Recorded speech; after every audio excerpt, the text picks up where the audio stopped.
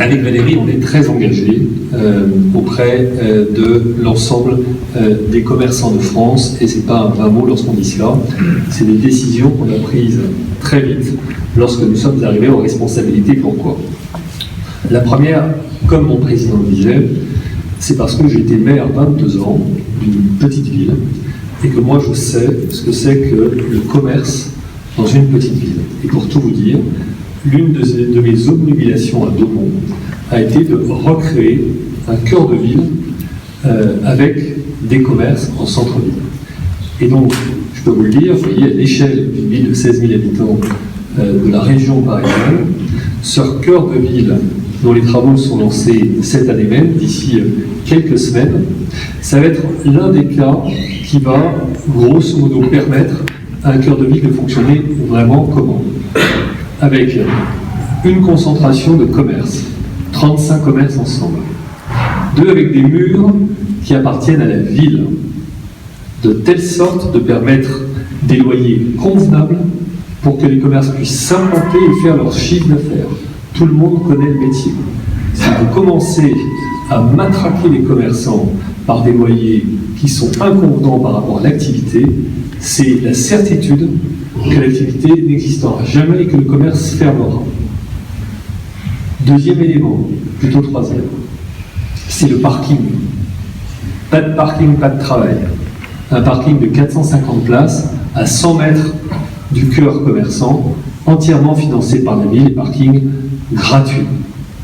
Voilà comment est-ce que le commerce de centre-ville peut fonctionner.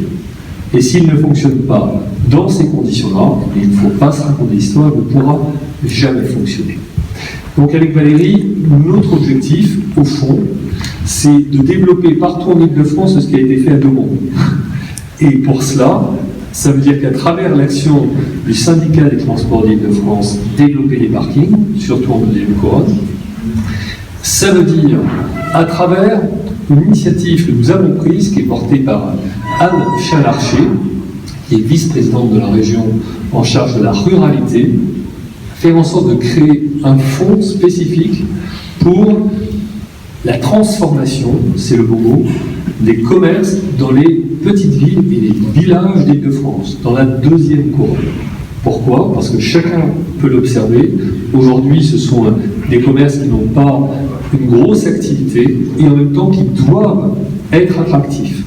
Et pour être attractifs, ils doivent être reconfigurés par rapport à l'évolution de l'activité commerçante et ils doivent être bien sûr attractifs sur le plan du visuel. Et c'est la raison pour laquelle nous avons créé ce fonds doté de 3 millions d'euros l'an dernier, qui, je vous le dis, est en totalité consommé déjà. Et bien sûr, il va être reproduit cette année, et ce, d'année en année.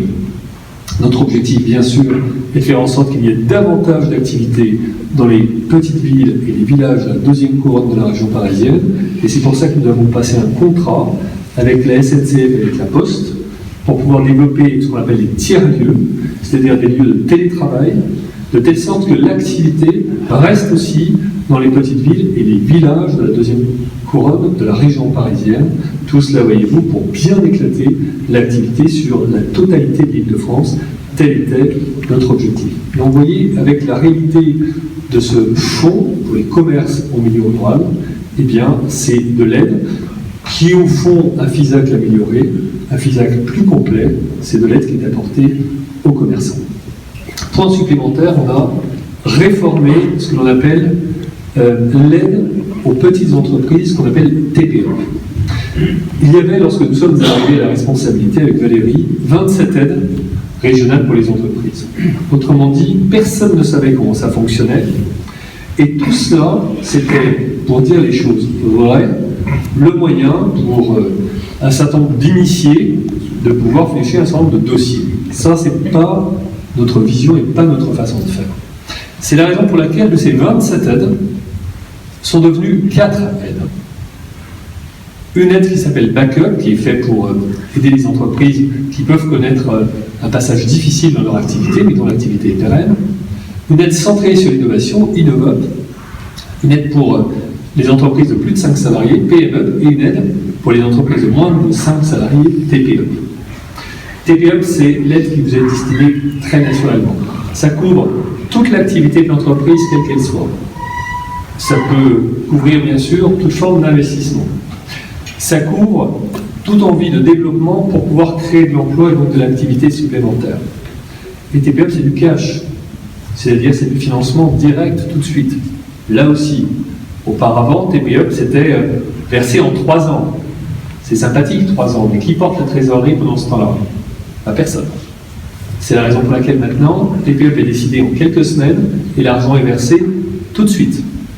Et ce que j'ai fait en arrivant en responsabilité, c'est que toutes les aides anciennes qui avaient été financées par la région, selon la modalité triennale, j'ai tout payé en une année. On a tout remboursé pour faire une mise honnête au début de l'année 2017. Donc maintenant, on a une capacité d'investissement qui est supérieure à 35 millions d'euros pour la région, s'agissant de l'aide directe aux entreprises et aux commerçants.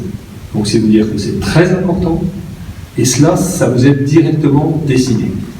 Autre point supplémentaire qui a servi là aussi de nombreuses fois déjà, mais qui va continuer à servir, c'est le fonds de garantie régional qui est mis en œuvre par BPI. C'est un fonds qui, jusqu'à présent, était fléché plutôt pour les moyennes entreprises que moi j'ai fait flécher pour toute forme d'entreprise. Et le fonds régional de garantie a aidé des commerces à se créer l'an dernier, et en l'occurrence, ça a très bien fonctionné. Il était à 200 millions d'euros, je l'ai fait porter à 600 millions d'euros. Comment? On n'a pas inventé l'argent avec Valérie. Comme je suis rapporteur de la mission bancaire et financière à l'Assemblée nationale, j'ai simplement appliqué les normes bancaires mondiales qui n'étaient pas appliquées s'agissant de ce fonds régional de garantie. Et au fond, l'argent investi par la région a simplement permis, en l'optimisant, de tripler le volume de garantie du fonds. Vous voyez, parfois, il faut juste connaître le métier, comme dirait. 600 millions d'euros, c'est colossal. Ça permet quoi? Ça permet à votre banque, lorsque vous allez rechercher un emprunt, mais que votre banque estime qu'il y a trop de risques pour vous couvrir, qu'elle-même puisse se faire couvrir par le Fonds régional de garantie. Donc pour la banque, c'est ceinture et bretelles. Et ça veut dire que rien n'empêche aujourd'hui une banque de vous prêter. Et donc par conséquent que vous puissiez financer votre projet de développement. Voilà ce que nous avons fait. Vous voyez, ce sont des mesures très concrètes, très opérationnelles. Et tout cela, vous avez compris comme moi, mis en œuvre en moins d'1 an. Il faut aller vite. Il n'y a plus rien qui attend, jamais. Et à chaque fois que vous laissez le temps filer, c'est le temps que vous donnez aux autres. Très bonne année à vous et merci Président pour vos invitations.